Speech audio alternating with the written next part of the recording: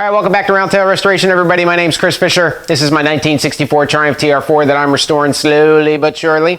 Today we're going to do something off the car. We're going to restore the brake and clutch master cylinder and the clutch save cylinder. So we'll see how that goes. Stick around.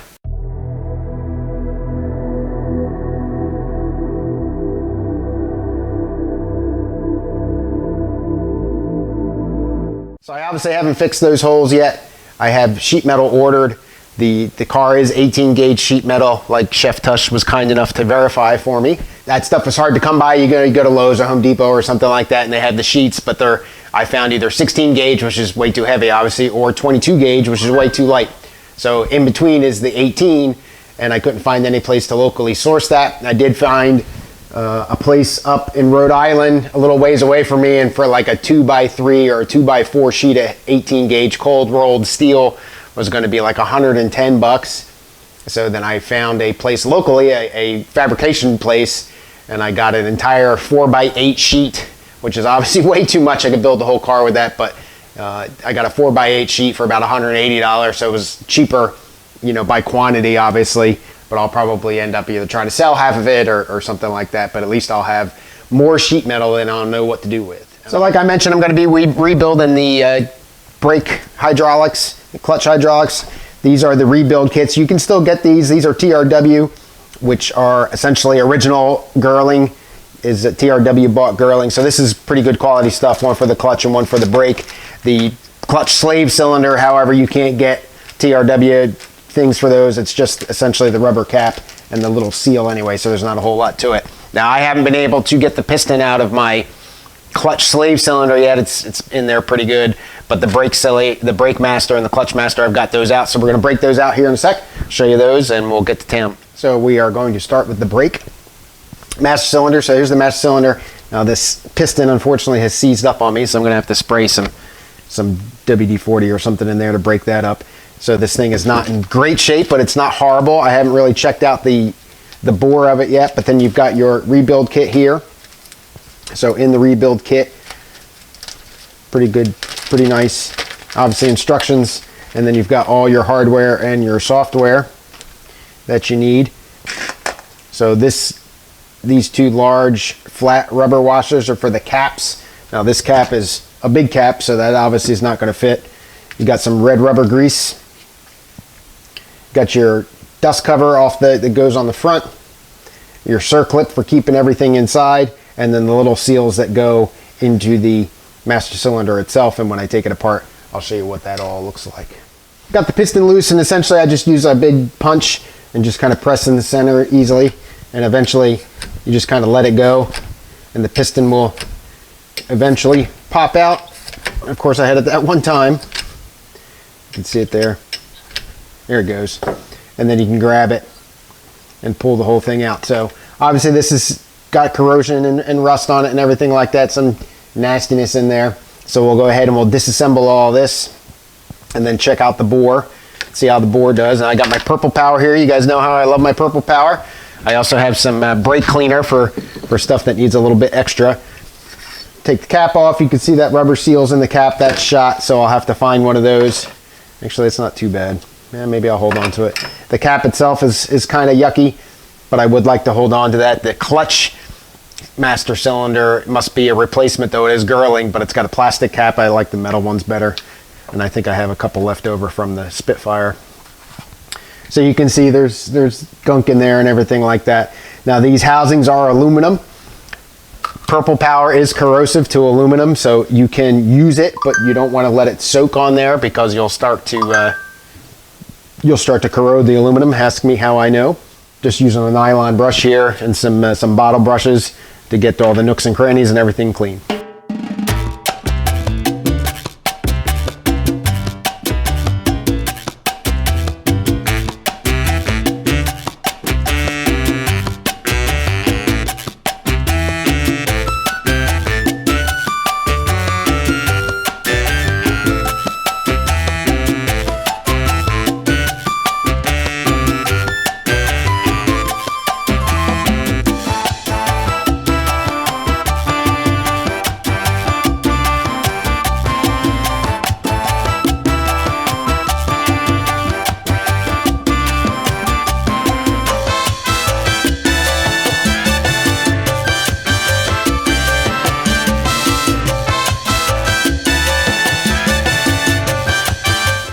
All right, so you can see that there's some corrosion. It doesn't look like corrosion, just sediment or something on the edge here. So I'm going to take it over to the grinding wheel. I've got a brass wheel on that, so something nice and soft. Don't want to mess it up, obviously.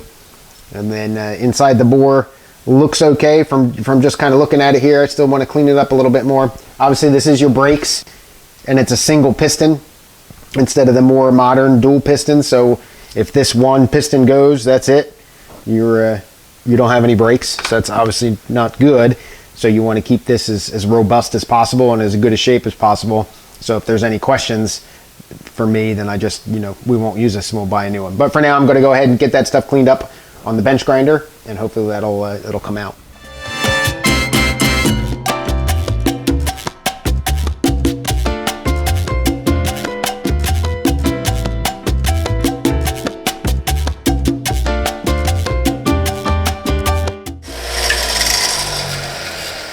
All right, so it looks like that came out pretty well. The wire wheel will put a shine on this. I don't really want a shine, so I tried to go lightly. This will all be covered anyway, but you can see there's still some stuff inside the bore a little bit here, inside the seating surface, and that's not, doesn't see any pressure there. The piston is well inside of that, but obviously it doesn't look real pretty. So we'll go ahead and take a screwdriver or a small scribe or something like that in there and see if I can't break some of that gunk out. So the body's looking pretty good. I got some brake cleaner sitting inside the bore. There's some schmata at the bottom of that I'm trying to just break up a little bit. And then in the threading for where the pipe screws in, that's got a little bit of stuff in it. Now what we've got to do next is get this piston assembly apart. So you've got this spring in here. There's a little rod that kind of connects, and you've got a piece of plastic out here. So the kit comes with the rubber parts of this, and there's a little spring washer in here. But it's a little hard to see, but if you look at, if I can get this spring to move, if you look right there, you got those like little feet that are on this collar, and you can't pull that apart because those little feet are hitting on the top of this piston. It's kind of bored a little bit or grooved. So all I'm going to do is take a little flathead screwdriver, just that one, just bend that back a little bit so it clears the piston, and we'll get this thing apart. All right, so a little flathead screwdriver here.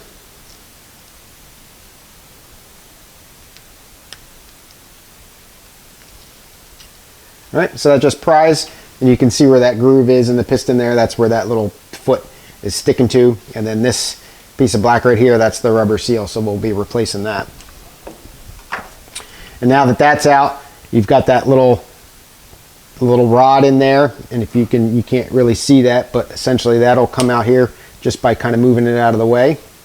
All right, it's got a little extra little knob on the bottom, and that little knob sits into the collar here, and the spring does come off. Get that here in a second. And then, so this plastic piece you want to save, you don't want that to go anywhere. And this is that little spring washer right here that I was talking to you about. That's with the kit, so we'll replace that. And then there's a little rubber piece right here on the end of this. We'll replace that. That's also in the kit. It comes off just like this. And then this is one whole piece here, and this is all gunky and nasty, so I'm going to go ahead and take this to the grinding wheel as well, and the piston and everything else, get all the rubber pieces off of here and get it cleaned up. So I got all that hardware cleaned up pretty nice here. No excessive pitting or anything like that in there, so I'm not worried about anything. Here's the actuating rod. You can see on this side how the hole's a little bit oblonged. So I think I have one or two of these probably laying around. I'm pretty sure I had spares from the Spitfire, so I might replace this with another one. Another option there is to, this happens on the pedals also. Another option here is to do a weld build up and re-drill the hole, but I'm not sure that I want to do that on this. And the spring all came out good. The inside of the spring is still a little gunky. I'll run a brush through that. And the inside of this was pretty gunky, and I just put the brush in through that. A plastic piece cleaned up pretty well. Still some residual stuff on there that I'll try to get off. But letting this guy soak a little bit more here, and we'll I still got to get the piston cleaned up, get that inspected, make sure that that's not scored or messed up on the seating surface. And yeah, this should be good. This should clean up just fine. One more thing I'll point out is down at the very, very back of the bore is a hole that connects the bore to the reservoir there. Mine was completely full of nastiness. See if I can get it out of there. You can see that speck there on the tip of the brush, just varnish or whatever. So you want to make sure that you get a brush, or I use the, you can see the tip of that, all the discoloration there and everything on that. That's what poked through finally.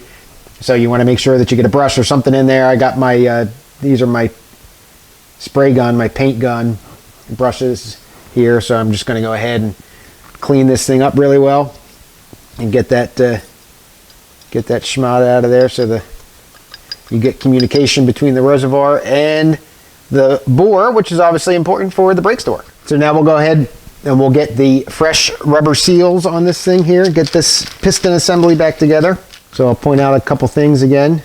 So you got the seal itself, and you can see hopefully that it's angled, it's flared a little bit, and the cup part, the flat part faces the bottom of the piston, or the top, the face of the piston. I guess it depends on how you want to call it, right? So as this piston moves in and out into the bore, you want the flat part against this flat part. And then we've got the little locking ring here for when you put it all back together, and then that little rubber piece that goes on the end of this guy, and then that spring washer. So you give you a nice little envelope of red rubber grease, and it says on here it's for use on rubber components in or near brake fluid. No other grease is to be used. So this stuff is specially formulated for the brake fluid. So we'll go ahead and get some of this out so we can go and lubricate this rubber components so we can put them on safely so you don't tear anything.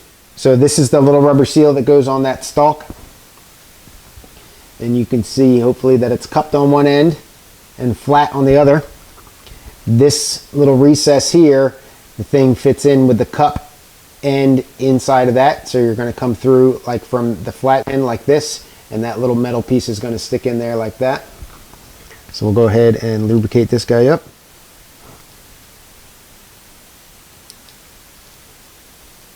All right, just like that. You can see it it's almost flush right there. And then this little spring washer goes on the back of this guy like that. You can see that little spring washer there. And then if you remember, you didn't see it too well with the spring, but this has got like a big hole that you can stick this thing in, and then when it comes under spring tension, you put it in the middle, and that kind of locks it in. Don't forget your plastic cup. That's what the spring washer will spring on. Next up, we'll put the rubber seal onto the piston itself. Red rubber grease on this guy. Again, flat side towards the piston. All right, so that fits like that. You can really see the flare now. This is going to go in one side. This guy's going to go on the other side. Remember, it clips down in. So when we put that together, we'll bend that little foot back in underneath. Lubrication for this stuff, I'm going to use regular brake fluid. I'm using .5 stuff. That's what I used in the Spitfire.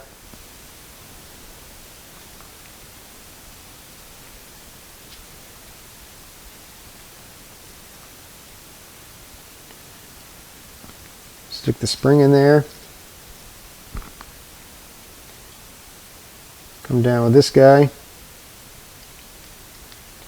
Just kind of get that clipped in, right? Press it down on the spring. Put the little notch in the big hole. Get it turned over. So now we got that back together. Piston goes up and inside. We'll use that flathead screwdriver again just to push that little tab in.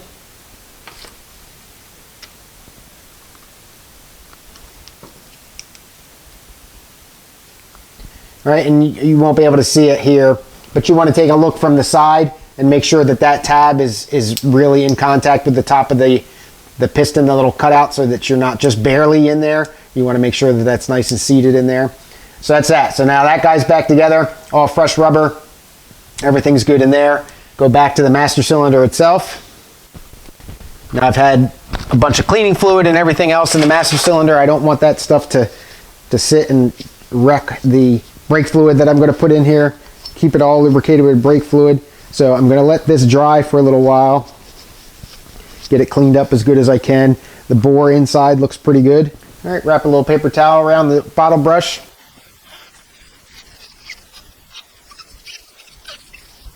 All right, a little bit of dirt on there. All right, well, unfortunately, there is a little bit of scoring on the inside of the sleeve here. I don't know if you can, you're not going to be able to see it with the camera. I'll use that little borescope thing that I got there and see if we can see that, but I can feel it when I put the pick in there and I go down. It's nice and smooth here, and then I can feel that being gouged up there. So obviously you don't want this, you don't want that, because you're going to lose pressure beyond it, past it, as it's not going to seal properly. So let's see if I can get this borescope worked here and see if I can show you what it looks like. All right, got the borescope set up here.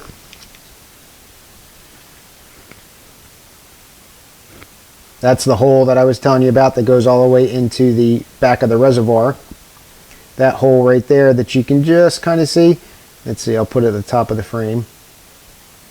That guy right there that's kind of rotating with the camera, that's where the hose gets plugged in, or the brake pipe gets plugged in there. That's to communicate there. Yep, right there. You can see those black streaks. All right, I got the mirror on it. Let's see if the mirror works at all. Yeah, right there. You can see that scoring in there. So that's not going to work. So I've got a couple options here. I can, one, obviously get a whole new master cylinder. I don't really know how much these are. That may be an avenue to take. I'll look into that. I think everybody still sells them, and I'm pretty sure you can still get the Girling ones. Or the other option is you can get it re-sleeved. Apple Hydraulics is the place that I'm familiar with. I've never dealt with them, but I know that they're got a good reputation. You can send this away. So again, like I said, I'm not going to put it back together now. I'm going to put it back in the bag and move on to a different one. And then hopefully the other ones aren't scored on the inside, but I think my clutch slave cylinder actually is in pretty bad shape. So that's how you rebuild the brake one. We'll do the clutch one next, and that's going to be very similar, nearly identical. And there you go. All right, so now the clutch master cylinder, same thing. Same setup on the inside with the seals and the little plug and the collar and the rubber piece and all that kind of stuff. So there's no difference there. We'll get this guy cleaned up as well. I won't put you through this again. Now this one was in a little bit of worse shape as far as the nastiness of the brake fluid. It almost was like a jelly. It's really weird. But looking inside here, the bore looks okay on first blush, but you know, we'll see how that works out for me in the long run. So I'm just going to go through the same process, gum out, and the purple power, all that stuff to get this cleaned up, and then we'll come back and I'll show you what the inside of this bore looks like. Hopefully it'll be better. Got everything cleaned up. This one's much better shape inside the bore. There is some discoloration, but with a finger I can't feel it. It still feels just as smooth as everything else. So I think I am good with my clutch master cylinder. The slave cylinder is a totally different matter, however. So I've got all of the pistons and all that stuff cleaned up, the same spring assembly, all that's ready to go. So I'll go ahead and I'll put this guy back together, essentially the same as I did for the brake master cylinder. Rubber red grease and brake fluid as lubrication, and we'll go from there. So I got the piston in there, sealed up, ready to go. So the next step is to put the boot and everything on there. Now this, you've got, obviously this piece here has got to go through the rubber, and then the one that's a little more scary is that washer's got to go through the rubber. So you want to make sure that you use some red grease on that guy too. But then this will fit down into here and kind of get trapped there, and then your circlip, the circlip will go and trap that washer inside. Probably can't see that very well, but kind of like that. So we'll go ahead and make that happen. You can kind of see that, how it gets trapped in there. That's not always, the circlip's not always seated in there yet, but that's essentially what you're doing. All right, circlip seated in there. You want to go around and make sure, I know you can't really see that well, you want to go around and make sure that it is fully in the groove in there, because you don't want that thing popping out, because that's obviously is what's holding that all together. And then slip the rubber boot over top,